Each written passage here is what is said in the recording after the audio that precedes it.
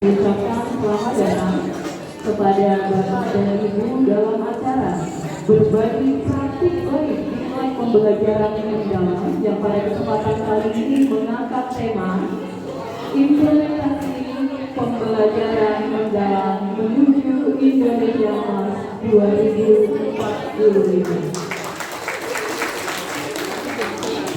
Sebelumnya mohon izin Bapak Ibu untuk memperkenalkan diri. Perkenalkan, saya Susi Fitrianingsih, biasa disapa Bu Susi atau kalau di sekolah biasa disapa Miss Susi dari SD Insaniah Gajah Mada. Dan rekan saya biasa disapa Buka, saya dari TK Masukan Biasa. Kami akan bertindak sebagai moderator yang akan memandu jalannya acara pada pagi hari. Baik, hadirin yang berbahagia, acara talk show hari ini merupakan bentuk upaya kami berbagi praktik baik implementasi pembelajaran mendalam di satuan pendidikan masing-masing. Melalui kegiatan ini, kita bersama-sama akan berbagi pengalaman para pendidik yang telah mengimplementasikan pembelajaran mendalam di kelas masing-masing sebagai salah satu wujud praktik baik yang dapat menginspirasi dan direplikasi berbagai satuan pendidikan. Bapak Ibu yang kami hormati, telah hadir bersama kita 6 narasumber yang sangat luar biasa yang akan berbagi praktik baiknya dalam mengimplementasikan pembelajaran mendalam di satuan pendidikan. Yang pertama akan saya panggilkan kepada yang terhormat Bapak Amal Harfiansyah atau biasa dipanggil Pak Amal dari SD Negeri Tegal Sari Pak. Yang kedua, Ibu Eva Carolina Wijaya SPB dari Pusat Kegiatan Belajar Masyarakat atau PKBM Budi Luhur. Yang ketiga, Bapak Muhammad Khairul Umam SPB dari SD Negeri Muara Reja 1. Yang keempat, Bapak Zahid Umam SAG dari SD Al-Isyad Kota Tegal. Yang kelima, Ibu Dina Termani dari SD Bandung 3. Ibu Astrid Sulianti.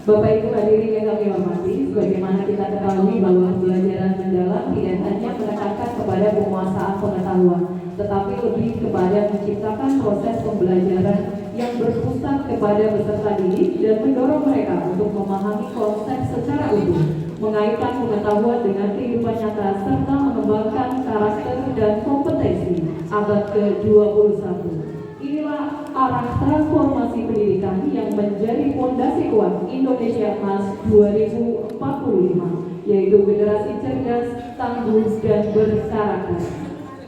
Bapak Ibu hadirin yang berbahagia, sosok hari ini tidak akan berisi satu paparan yang hanya satu, melainkan akan dikemas secara interaktif melalui dialog dan tanya jawab antara moderator dan Betul sekali, jadi bentuk talk show-nya akan lebih aktif karena kita bisa ngobrol bersama ya Bu Siva ya. Betul sekali.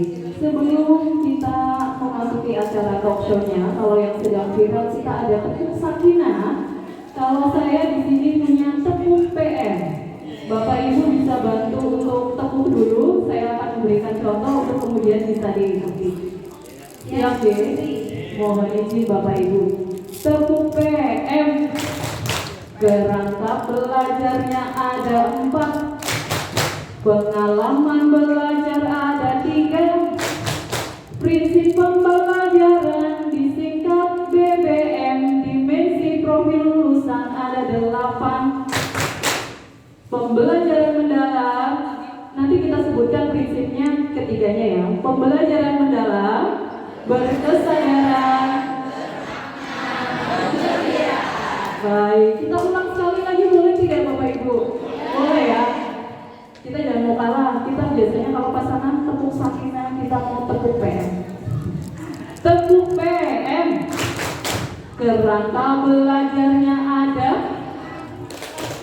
Pengalaman belajar ada 3. Prinsip pembelajaran disingkat BBM. Dimensi profil lulusan ada 8.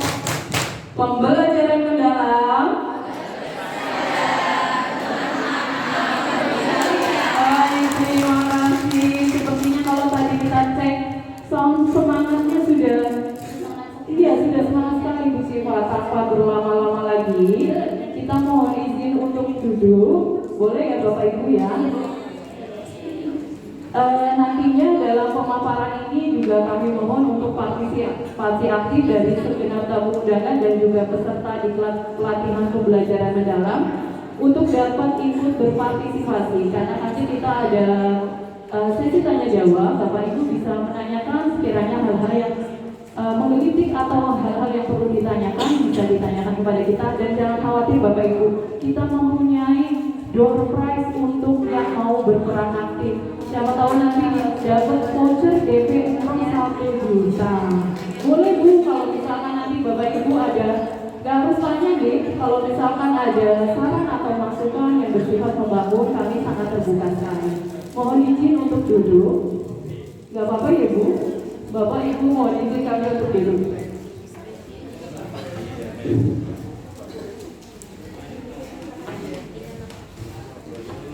Baik, pada talk show kali ini dengan tema implementasi pembelajaran mendalam menuju Indonesia Emas 2045. Seperti yang tadi sudah kita sampaikan bahwa kita sudah menjalankan atau mengikuti pelatihan PM itu kurang lebih 4 sampai 3 bulan. Sudah tahu pahit manisnya ya Bapak Ibu ya. Jadi dimulai dari service learning 1, kemudian dilanjutkan dengan on job training, dan kemudian ditutup dengan service learning 2. Tentunya bukan proses yang mudah, karena ada yang perlu dikorbankan dari waktu, tenaga pikiran, semuanya ikut berpartisipasi dalam mengikuti pembelajaran ini. Saya akan mulai dulu dari Pak Zahid. Bapak, setelah kita mengikuti sekitar 3 bulan proses pelatihan pembelajaran mendalam yang tidak hanya mendengarkan saja dari fasilitator kita yang begitu luar biasa, yang sudah mau berbagi ilmu, yang kita juga berbagi praktik baiknya, dari menurut pandangan Pak Zahid sendiri, untuk pembelajaran mendalam itu sebenarnya seperti apa Pak? Baik, terima kasih Bu Susi. Awalnya memang kami mengalami kebingungan, kebutuhan, tapi alhamdulillah setelah mengikuti diklat pembelajaran ini dibimbing oleh 2 narasumber hebat kami, Bu Iin dan Bu Ade. Tepuk tangan untuk 2 narasumber kita. Akhirnya kami bisa mereduksi PM itu sebenarnya seperti apa. Analog ringannya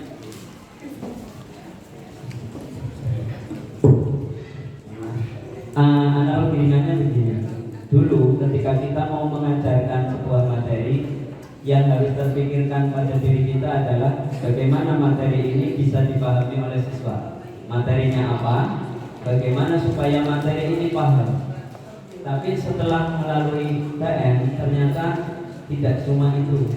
Jadi di dalam PM itu, ketika kita mau menyajikan sebuah pembelajaran kepada siswa, kita mau menyajikan nih, mau mengajar kepada siswa, pastikan 3 bumbu PM itu masuk ke dalam rencana pengajaran kita. Apa 3 bumbu PM-nya? Yang pertama, kerangka kerja. Apa praktek pedagogis yang akan kita berikan kepada siswa? Apakah siswa ini nantinya ketika kita ajar akan kita latih untuk bisa memecahkan masalah, problem solving atau problem based learning, ataukah siswa yang akan kita ajarkan kita ingin supaya terlatih untuk melaksanakan melaksanakan sebuah project based learning, ataukah anak-anak yang akan kita ajarkan nantinya memberikan pengalaman untuk memecahkan masalah, discover learning atau problem based learning, ataukah anak-anak yang akan kita ajarkan nantinya punya pengalaman bekerja sama, cooperative learning. Kenapa ini harus muncul? Karena anak yang kita ajarkan itu generasi abad 21, di mana membutuhkan keterampilan memecahkan masalah, membutuhkan keterampilan untuk bisa berkolaborasi, dan membutuhkan keterampilan untuk membuat karya. Maka sebelum kita ngajar, perangkat kerjanya pastikan masuk. Ini yang pertama bentuknya. Yang kedua, pastikan kalau perangkat kerja ini hadir di setiap pembelajaran kita, di setiap kelas pembelajaran ini masih ada, bisa kita bayangkan kayak apa generasi yang akan muncul. Generasi yang mampu memecahkan masalah, generasi yang mampu berkolaborasi, dan generasi yang mampu membuat proyek atau mampu berkarya. Kemudian yang kedua, bumbu yang kedua adalah pastikan sebelum kita menyajikan sebuah pembelajaran itu punya 3 prinsip PM, yaitu berkesadaran. Apa berkesadaran? Anak hadir penuh, datang utuh, penuh semangat, penuh rasa ingin tahu, itu harus muncul. Kemudian setelah itu pembelajaran itu harus bermakna. Artinya pembelajaran itu berkait dengan kehidupan nyata anak-anak, punya hubungan dengan kehidupan, bermanfaat untuk kehidupan nyata anak-anak. Dan yang ketiga, pasti menggembirakan. Apabila 3 prinsip ini hadir di kelas-kelas kita, maka saya yakin anak tidak cukup hanya mengeksplor di kelas-kelas kita, tapi dia akan keluar mengeksplor pelajaran-pelajaran lain, mengeksplor pengetahuan-pengetahuan lain. Maka siap-siaplah kita anak memiliki kemampuan literasi dan kemampuan numerasi yang luar biasa. Kalau 3 prinsip PM ini bisa dimasukkan ke dalam setiap kelas-kelas kita. Kemudian yang terakhir, bumbu yang terakhir adalah pengalaman belajar. Pastikan dalam pembelajaran kita anak-anak itu memahami yang kita ajarkan, mereka paham, kemudian mampu mengaplikasikan dan mampu merefleksikan. Jadi intinya, sebelum kita menyajikan sebuah pembelajaran, ingatlah yang akan kita ajar adalah generasi abad 21 yang harus memiliki keterampilan abad 21. Baru kita rancang pembelajaran yang mendalam, yang dengan itu mereka tidak hanya mencukupkan diri pengetahuan di kelas, tapi harus mengeksplor di luar kelas. Mungkin itu yang kami dapat dari narasumber kita yang begitu luar biasa. Beri aplaus dulu buat Pak Jody. Ya, pemaparan tadi yang sangat lengkap sekali. Jadi satu orang yang sudah terwakili semua nih, Bapak Ibu narasumber sepertinya sudah sepakat ya, karena ini sudah versi lengkap sekali, dimulai dari 4 kerangka pembelajaran, kemudian juga prinsip pembelajaran yang berkesadaran, bermakna, serta mengembirakan, serta pengalaman belajar yang perlu diperhatikan. Baik, kalau secara teoritis saja kita sudah memahami seperti apa pembelajaran mendalam itu, kemudian kita juga sudah melakukan praktik baik atau mengimplementasikan pembelajaran mendalam dalam satuan pendidikan masing-masing. Yang ada di sebelah saya ini Pak Fian dari SD Tegalsari 4 ya Pak? Ya, saya mau tanya boleh ya Pak, bagaimana praktik baik pelaksanaan atau pengimplementasian pembelajaran mendalam di satuan pendidikan yang Bapak lakukan? Terima kasih. Praktik baik di SD Tegalsari 4 yang saya lakukan dalam kegiatan cerita. Nah, cerita itu apa sih?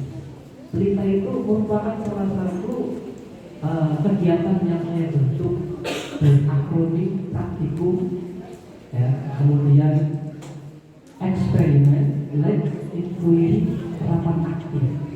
Dalam pembelajaran IPAS di kelas 5 pada materi misteri sifat-sifat cahaya.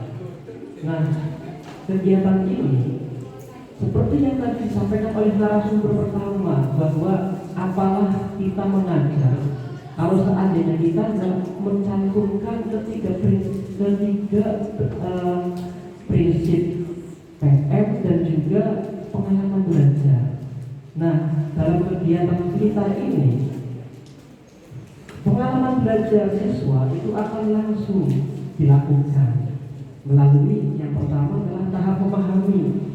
Bagaimana siswa itu dikatakan bisa memahami materi dengan cara guru sebagai pengajar itu meminta untuk mengamati ataupun berdiskusi supaya anak bisa mengenal konsep pada misteri seperti cahaya.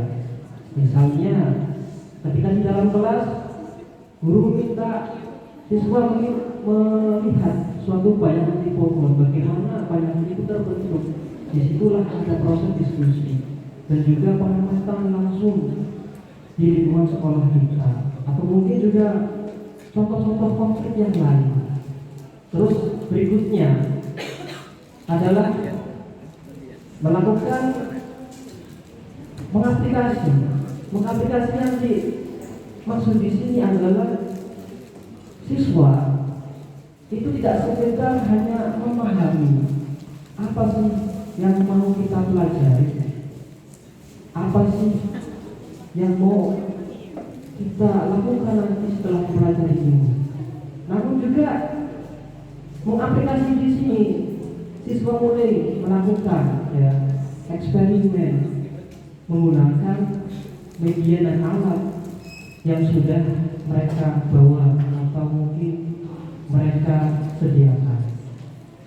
Kita bimbing mereka dan minta untuk saling bergantian sesama kelompok, dan sebagai guru kita sebagai fasilitator mereka untuk memfasilitasi dan juga membuat mereka itu bisa terlibat aktif di dalam pembelajaran. Dan harapannya adalah siswa mampu mengobservasi dan menganalisis serta merefleksi pada tahap yang akhir, yaitu tahap merefleksi. Nah, kemudian setelah praktikum itu selesai, siswa itu bisa diminta untuk mendemonstrasikan dari praktikum yang mereka lakukan. Sehingga apa? Sehingga di tahap refleksi ini mereka mampu untuk membuktikan dan juga menyadari bahwa belajar mereka itu penting dan juga menikmati proses pembelajarannya dengan cara yang menggembirakan, seperti itu. Nah, oleh karena itu, seperti yang kita alami, mungkin Bapak Ibu juga pada saat mengikuti ataupun melakukan kegiatan di dalam kelas itu pastinya masih memiliki bayang-bayang ini apa yang mau kita lakukan. Nah, nantinya setiap pembelajaran itu memiliki suatu tantangan atau hambatan sendiri. Nah, tantangan yang saya alami pada saat pembelajaran yang dilakukan adalah alat dan waktu yang terbatas, kemudian juga peserta didik yang kesiapannya berbeda. Nah, ini yang mempengaruhi. Tapi apapun tantangan itu, kita sebagai narasumber nanti kita mau bahas bersama. Seperti itu. Mungkin itu saja, Bu. Terima kasih. Terima kasih Pak Fian. Jadi tadi yang saya tangkap di Bu Diva dari pembelajarannya Pak Fian kelas berapa Pak? Kelas 5. Jadi tadi Pak Fian meng-highlight pelita, praktikum, eksperimen, light inquiry, terapan aktif. Praktikum, eksperimen, light inquiry, terapan aktif. Jadi untuk pembelajaran IPA, misteri sifat-sifat cahaya. Jadi tidak hanya kalau pembelajaran mendalam, tidak hanya guru yang menjelaskan. Anak-anak, sifat-sifat cahaya adalah 1, ini, 2, ini. Jadi di pembelajaran mendalam tadi sudah dijelaskan ya Bu Siva oleh Pak Fian. Jadi siswanya itu dilibatkan secara aktif. Dan tadi saya lihat itu ada bermain center juga ya Pak, dikaitkan dengan kehidupan nyata. Jadi siswanya juga akan lebih relate ya siswa ya. Siswanya akan lebih, oh kalau aku main center cahaya yang seperti apa. Kemudian tadi ada tahap memahami, mengaplikasi dan merefleksi. Itu praktikum secara langsung ya Pak. Wah, anak-anak ini kalau sudah diajak praktikum secara langsung, apalagi yang berkaitan dengan kehidupan nyata yang begitu relate dengan lingkungan sekitar, pasti akan semangat sekali dan prinsip PR-nya juga akan mengena sekali ketiganya ya Pak Fian ya. Baik sekali. Ini sangat menginspirasi ya Bu Siva. Jadi kalau kita di sini itu tidak sekedar hanya menyampaikan apa yang telah kita dapat di pembelajaran karena sekarang kan generasi sekarang itu kritis ya. Kita tidak hanya bisa teman-teman atau anak-anak saya Pak guru telah dinas ini materinya ada begini. Itu kayaknya mengatakan sekali ya. Tapi kalau sudah diajak praktikum yang seperti itu pasti anak-anak senang sekali ya Pak. Ya, Betul sekali. Di sekolahnya Pak Fian nih, satuan pendidikannya Pak Fian ini penerapan prinsip PR-nya boleh dikatakan sudah berhasil ya. Saya penasaran ini dengan Bu Eva yang mewakili PKBM Budi Luhur atau biasa kita kenal homeschooling ABCD Bu, atau ABC saja. ABCD, ya dari homeschooling ABCD. Ini yang saya tanyakan pertama mungkin begini Bu, bagaimana sih karakteristik dari siswa atau peserta didik yang waktu itu Bu Eva sudah mengimplementasikan pembelajaran mendalam? Terima kasih atas kesempatannya. Jadi memang PKBM itu kan masuk ke dalam kesetaraan ya.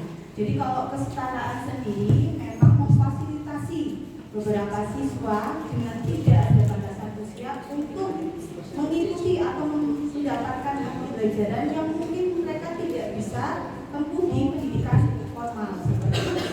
Dan untuk kebetulan yang pelatihan PM memang yang mendapatkan kesempatan itu memang dari PKBM, Budi Luhur dan SOT yang menemui anak-anak berkebutuhan khusus seperti itu. Bapak Ibu, terus ya, ABK itu apa? Anak berkebutuhan khusus. Jadi kita sebutnya sebagai anak spesial, ya. Jadi jangan jadikan anak berkebutuhan khusus itu sebagai beban. Jadi mereka adalah anak spesial yang juga memerlukan treatment spesial. Jadi waktu kita pelatihan ya, jadi kita mengaplikasikan pembelajaran mendalam pada anak-anak di sekolah kami. Jadi yang pertama kita ada strategi yang saya lakukan. Jadi yang pertama kita harus kenali dulu, kenali siswa dulu. Kira-kira siswa yang kita ajarkan itu punya karakter seperti apa, punya kendala belajar apa, seperti itu. Sedangkan kalau misalnya di homeschooling ABCD sendiri memang ada dua kategori, ada siswa yang reguler dan anak berkebutuhan khusus. Karena anak berkebutuhan khusus itu punya variasi ataupun kendala belajar yang berbeda. Ada yang mungkin Bapak Ibu sudah tahu, mungkin ada yang autis, ada yang hiperaktif, ada yang disleksia, ada yang slow learner ataupun RM ya, retardasi mental. Jadi setiap anak itu punya karakter. Dari kendala itu kita tahu. Jadi kira-kira pembelajaran apa yang tepat untuk mereka. Setelah kita kenali, kita tentukan kira-kira metode atau strategi pembelajaran apa yang kira-kira sesuai untuk anak. Seperti itu. Jadi mungkin tadi di Pak Fian itu kelas 5 SD. Untuk praktik yang kita amati kemarin untuk di yang PKBM itu juga sama-sama kelas 5 SD.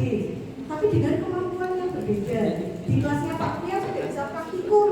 Tapi kalau kita praktikan di kelas ABK kelas 5 sekarang, itu pasti tidak jadi praktikum Bapak Ibu. Jadinya adalah mengacak-acak alat-alat praktikum seperti itu. Dan terus untuk mereka itu kurang aplikatif. Memang kemanfaatan untuk cahaya mereka perlu seperti itu. Tapi mungkin kita akan bentuk materi yang lebih sederhana dengan peralatan yang lebih sederhana. Jadi kemarin kita mencoba dengan materi wudhu. Seharusnya kalau kelas 5 sudah tuntas ya materi wudhu, mereka sudah bisa melakukan urutannya, sudah tahu apa yang membatalkannya. Tapi untuk anak ABK usia setara kelas 5 itu belum tentu mereka sudah bisa dari urutan, dari apa-apa yang membatalkan, apa yang harus didahului, apa kanan atau kiri, itu mereka harus dalam pendampingan atau prom. Jadi proses memahami itu kita lihat kira-kira materi yang akan kena pada mereka itu mau pakai apa nih? Mau video boleh, mau pakai gambar, ya urutan gambar yang ditempel di buku masing-masing juga boleh. Dan penanganan anak berkebutuhan khusus itu kita tidak bisa hanya berdiri di depan. Jadi kadang kita juga membentuk kebutuhan kelas yang seperti itu ya. Jadi harus face to face. Jadi kita tahu nih respon anak itu terhadap materi kita itu seperti apa. Jadi kita pola pada pembelajaran tempat duduknya akan seperti apa kita juga harus tahu. Ada beberapa anak dia fokusnya pendek, otomatis harus dengan guru harus berdekatan seperti itu untuk memahami. Sedangkan untuk mengaplikasi otomatis materi itu tidak hanya bisa disampaikan secara teori, tapi harus praktek, harus langsung diterang langsung. Jadi di prom, Bapak Ibu tahu prom ya?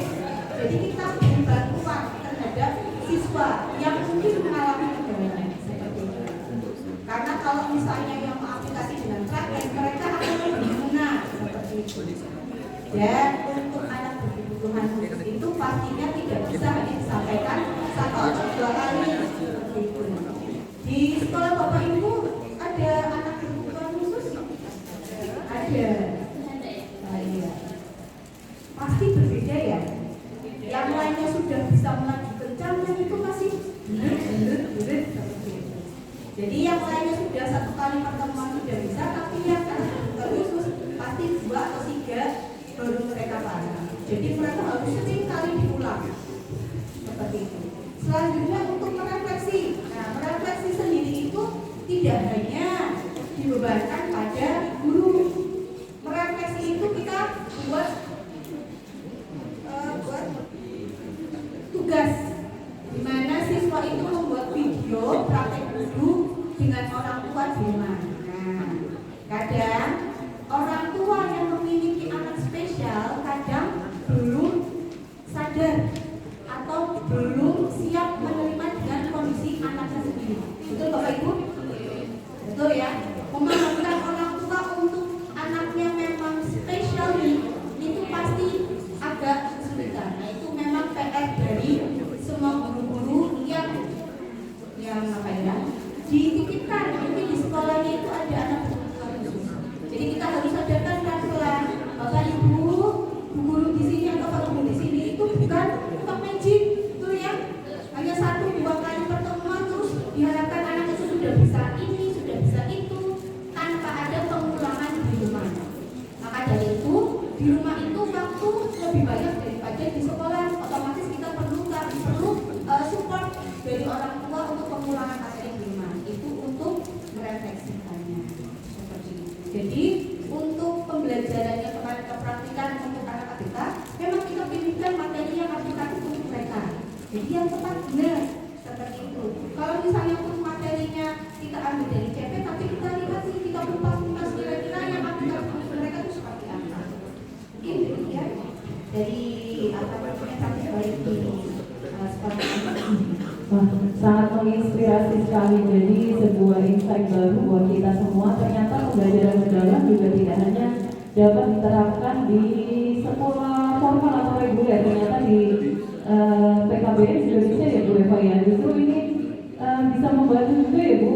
Istilahnya kalau misalnya di PKBM dengan siswa yang berkebutuhan khusus hanya menjelaskan saja, teoritis saja, tidak aplikatif, tidak akan bisa berjalan juga ya Bu Eva.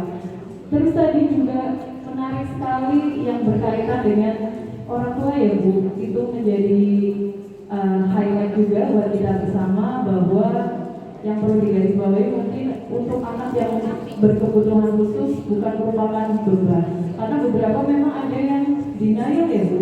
Masalahnya akan muncul justru kalau dari lingkungan sekitarnya tidak mensupport, terutama dari orang-orang terdekatnya. Seperti itu, terima kasih Bu Eva, sangat membuat kita membuka mata kita bersama bahwa ternyata pembelajaran mendalam juga bisa diterapkan di homeschooling ABCD atau dalam siswa yang berkebutuhan khusus. Selanjutnya ini dari SD yang berada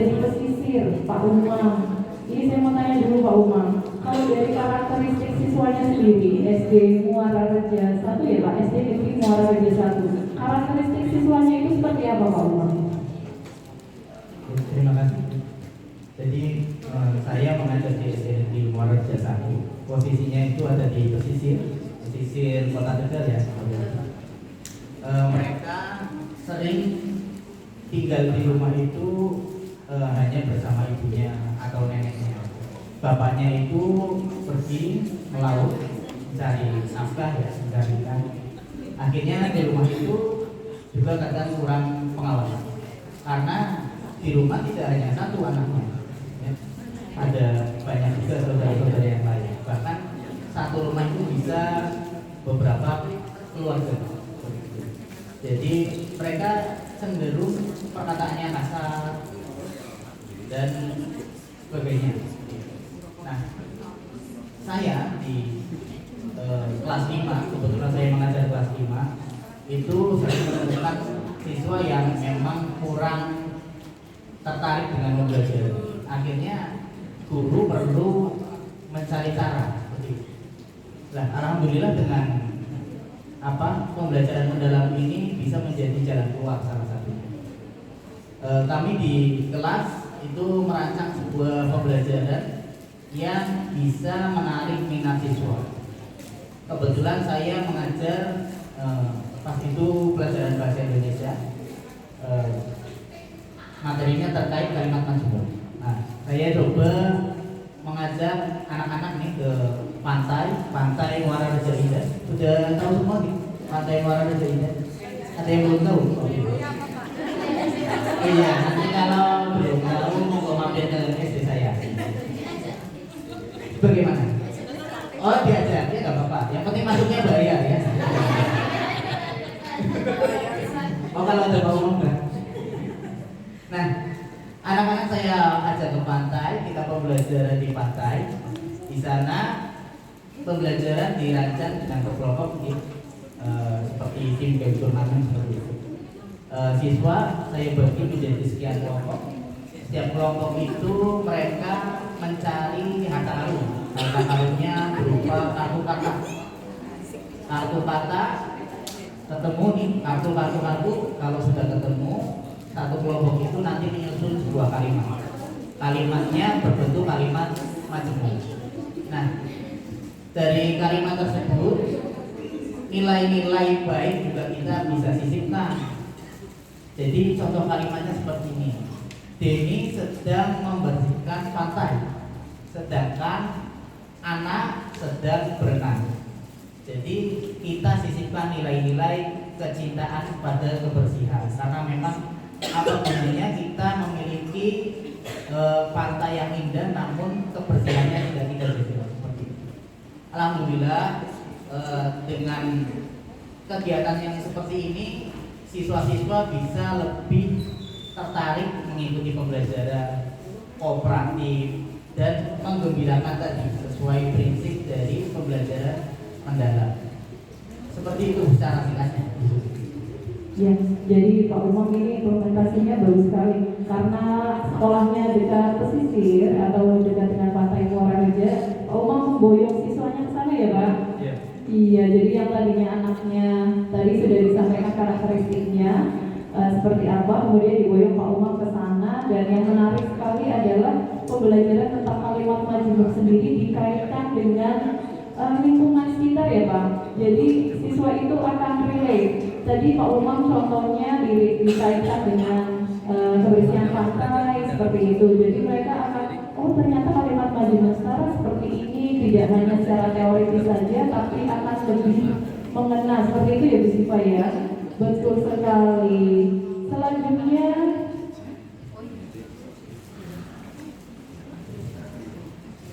teman-teman di bawah sekalian, Bu Susi, tadi kita sudah dengarkan ya teman-teman, implementasi di sekolah tempat narasumber kita. Kalau tadi di Pak Rian sudah dengan ceritanya ya, terkait di bahasa Inggris, di Pak Umar singkatan ilmunya, dan juga di homeschooling ABCD sampai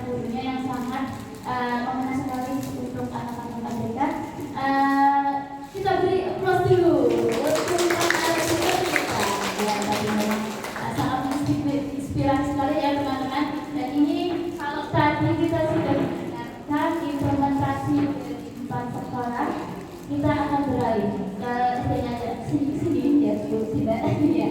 Kita akan mendengarkan implementasi dari 2 narasumber kita ini selanjutnya, yaitu Bapak Ibu Dina Permani dari SD Bandung 3, bagaimana implementasinya dari kita.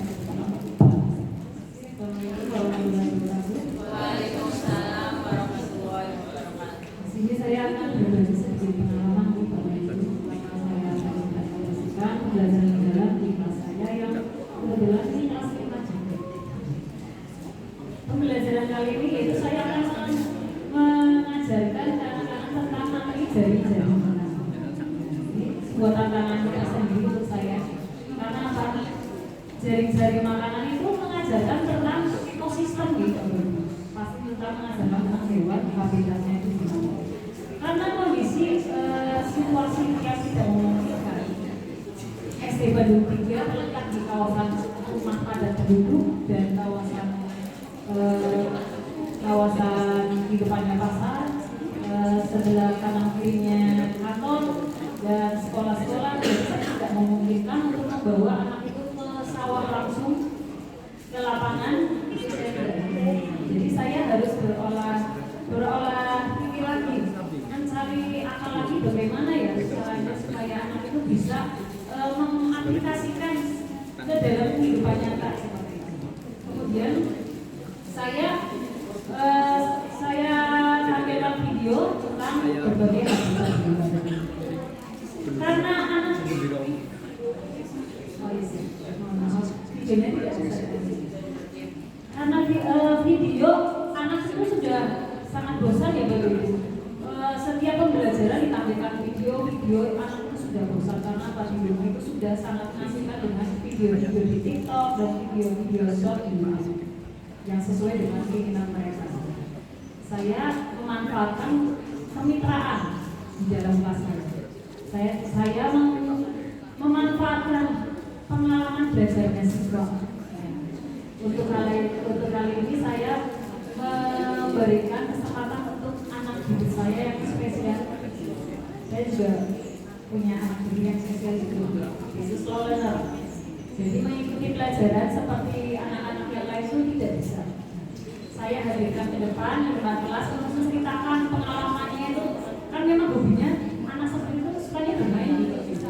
Karena memang kondisi keluarga itu ada broken home seperti itu. Itu mempengaruhi memang dalam akan terjadi. Itu menceritakan pengalamannya kalau sedang bermain, kalau misalnya di sawah itu kamu seringnya itu lihat hewan apa di sana, ada hewan apa saja. Kemudian hewan ini biasanya dimakan apa ya?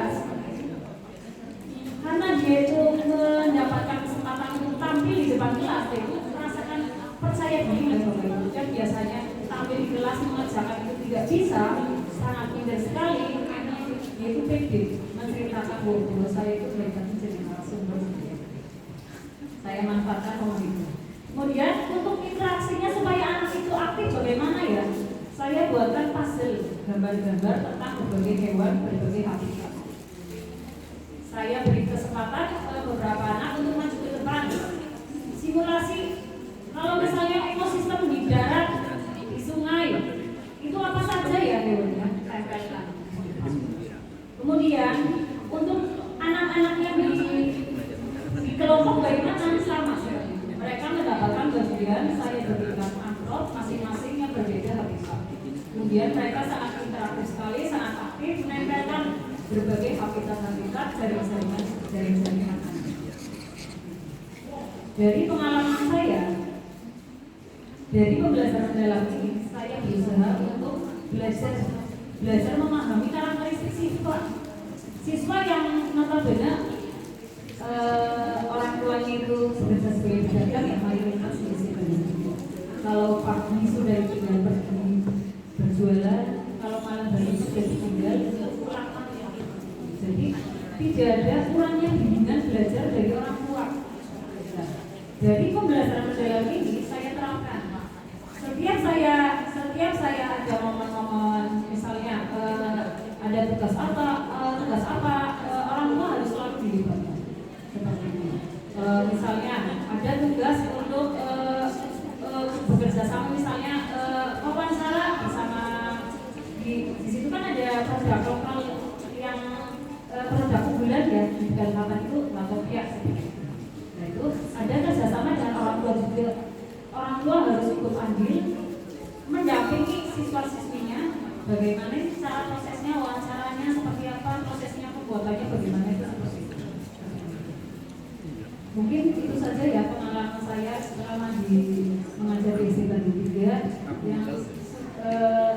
yang kebetulan juga anak-anaknya untuk belajar itu harus diperintah dulu, tidak ada kurangnya inisiatif untuk belajar, sehingga kami sebagai seorang guru harus selalu aktif berinovasi bagaimana ya kiat-kiatnya untuk anak itu harus selalu aktif untuk mengikuti pelajaran dan tidak membolos dan tidak ngantuk di kelas, dan tidak hanya sekedar guru memerintahkan buka halaman ini sekian, anak membaca buku kemudian kerjakan, tidak boleh seperti itu. Itu tantangan saya sebagai guru. Belajar mendalam ini sangat penting, manfaatnya sekali buat saya. Mungkin itu saja ya yang bisa saya ceritakan sedikit. Mungkin Bapak Ibu mungkin pengalaman lebih luar biasa lagi saya. Untuk sebenarnya itu saja. Terima kasih. Wassalamualaikum warahmatullahi wabarakatuh. Waalaikumsalam warahmatullahi wabarakatuh. Menarik sekali ya Ibu-Ibu tadi implementasi di SD Bandung juga dengan segala keterbatasannya, dan memang kalau anak sudah biasanya kita menonton video pembelajaran terus itu bosan ya kalau itu ini Bundina dengan segala keterbatasannya dengan segala tantangannya, tapi bisa disiasati dengan tadi pendampingan ya, terus dengan kemitraan kayak gitu, bisa dengan strategi pembelajarannya yang menarik, dan juga pembelajaran dalam ini tersampaikan kepada anak-anak di SD Bandung juga. Baik Ibu-Ibu, para hadirin, Bapak-Bapak, kalau tadi kita sudah mendengarkan implementasi dari Ibu Nina SD Bandung 3, kita beralih ke TK. Kalau tadi sudah ada PKBM, sudah ada SD, bagaimana nih ya kalau misalkan di TK? Kalau tadi kebanyakan guru SD-nya kelas 5 ya, iya. Kalau di TK yang lebih imut-imut dengan cara betul ya kelasnya Masya Allah ya. Oke, mari kita dengarkan implementasi dari TK Elkana kepada Miss Astri, persilakan. Terima kasih. Perkenalkan saya Astri dari TK Elkana. Implementasi pembelajaran mendalam di kami yaitu TK Elkana melakukannya dengan learning by playing, learning by doing, atau bermain sambil belajar, belajar sambil bermain, juga menggunakan tekniknya, bisa menggunakan bercerita, bisa menggunakan demonstrasi, eksperimen, dan tanya jawab secara reflektif. Nah, karena karakteristik di sekolah TK Elkana itu anak-anaknya mempunyai orang tua yang sibuk, jadi mereka sekolah itu seperti hanya dititipkan saja. Papa mamanya sibuk bekerja, ketika pulang sekolah, anak ini hanya didampingi oleh mbak atau suster. Jadi selama pembelajaran dipasrahkan saja ke sekolah kami. Nah, bagaimana menyikapi seperti itu? Kami ingin membuat anak-anak supaya tidak egois, tidak diam saja, tetapi mereka juga bisa aktif, mau berkolaborasi dengan teman-temannya. Karena selama ini kalau orang tuanya bekerja, si anak ini di rumah diberi fasilitas yang luar biasa. Jadi di sana sudah ada mainan yang luar biasa, lalu ada handphone juga yang luar biasa. Jadinya interaksi dengan teman-teman itu kurang. Mereka juga egois otomatis ya. Nah, ini yang mengakibatkan cara pembelajarannya juga untuk mengajarkan, mohon maaf kalau kemarin seperti kemarin terjadi perdebatan sengit di kelas B ya, di kelas 1B mengenai Charleston. Nah, jangan salah Bapak Ibu, Challenge itu di TK itu diajarkan tetapi dengan cara bermain, bukan di drill untuk menulis menggunakan pensil, harus tiap hari menggunakan pensil, tetapi bagaimana cara kami agar anak-anak bisa memegang pensil dengan kuat, yaitu dengan cara bermain. Bermainnya bagaimana? Contohnya kemarin saat praktek OJT 1, saya mengambil topiknya itu kesukaan. Kesukaan anak-anak berbeda-beda. Jadi nanti tiap anak waktu kemarin, apa yang kalian sukai? Mainan apa yang kalian sukai? Mobil-mobilan, boneka. Boleh, besok dibawa kolaboratif kita orang tua. Jadi disampaikan kepada orang tua, kepada anak dulu, anak bisa nggak menyampaikan pesan itu kepada orang tua. Tetapi kami juga ada cara lain di grup. Diingatkan kepada orang tua, sekalipun orang tuanya itu sibuk ya, ingatkan supaya besok anak-anak membawa mainan kesukaannya masing-masing. Nah, besoknya setelah dibawa dari rumah, mereka itu aku sukanya boneka, aku sukanya ini loh, kayak aku bilang kayak gini, jika aku mobilnya jadi sekali, aku mobilnya keren loh. Itu kita mengajarkan, kalau misalnya mainannya berbeda, bagaimana sikap kalian? Kita mengajarkan untuk bersikap ya, sosial emosionalnya bagaimana. Nah, ada yang main boneka, bawa boneka. Yuk, dengan main boneka itu kita mau belajar dramatisasi. Kita mau berceritanya pakai boneka. Ini aku bonekanya bawa boneka ini bonekanya boneka Teddy, ini bonekanya boneka orang misalnya. Jadi otomatis si anak itu belajar berkomunikasi. Nah, itu untuk belajar komunikasi. Cara lagi yang lain. Oh, tuntutan dari orang tua nih, Bapak Ibu pasti. Aku mau anak yang santri lulus dari TK itu sudah bisa belajar membaca, menulis, begitu. Jangan salah Bapak Ibu, Bapak Mama. Di Sekapur kami diajarkan contoh untuk mengenal huruf. Berbagai media sudah kami berikan kepada anak-anak. Bukan hanya media yang mahal saja, tetapi media yang murah meriah yang ada di sekitar kita. Kita bisa memanfaatkan bahan alam, media lospan, begitu ya teman-teman guru TK.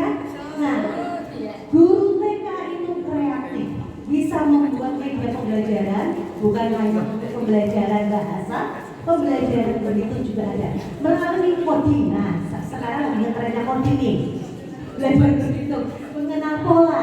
Nah, bukan hanya codingnya memakai laptop gitu ya, codingnya bisa juga pakai itu kok, anak yang tidak memakai laptop ya. Nah, pakailah bahan-bahan keras seperti tutup botol.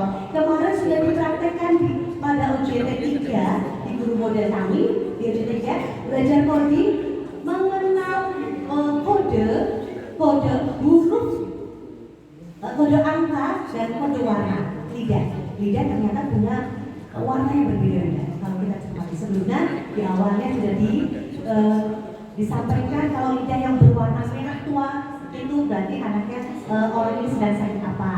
Yang warnanya putih, ada lidahnya berwarna ungu. Jadi di TK bukan hanya belajar yang misalnya orang-orang ngertinya tepuk-tepuk nyanyi gerak-gerak gitu aja ya, tetapi juga bisa berpikir loh tidak ingin belajar coding. Nggak kalah seperti yang di SD ya Bapak Ibu. Nah, itu belajar kognitifnya, belajar bahasanya sudah, belajar kolaboratifnya yang tadi bermain boneka. Sekarang belajar memasak. Kita ketahui kalau anak tugasnya mama di rumah apa? Masak. Yang namanya papa nggak bisa masak. Bapak nggak bisa masak. Bisa, nah. Masak air. Yuk, tahu ya? Makanan kesukaan kalian apa? Ada yang menjawab telur. Telur itu kalau anak-anak tahu kan bentuknya oval ya, hanya bentuk seperti itu. Kita olah ya bentuk telur itu. Yuk, menjadi makanan apa? Telur kukus sayuran. Dari telur kukus sayuran.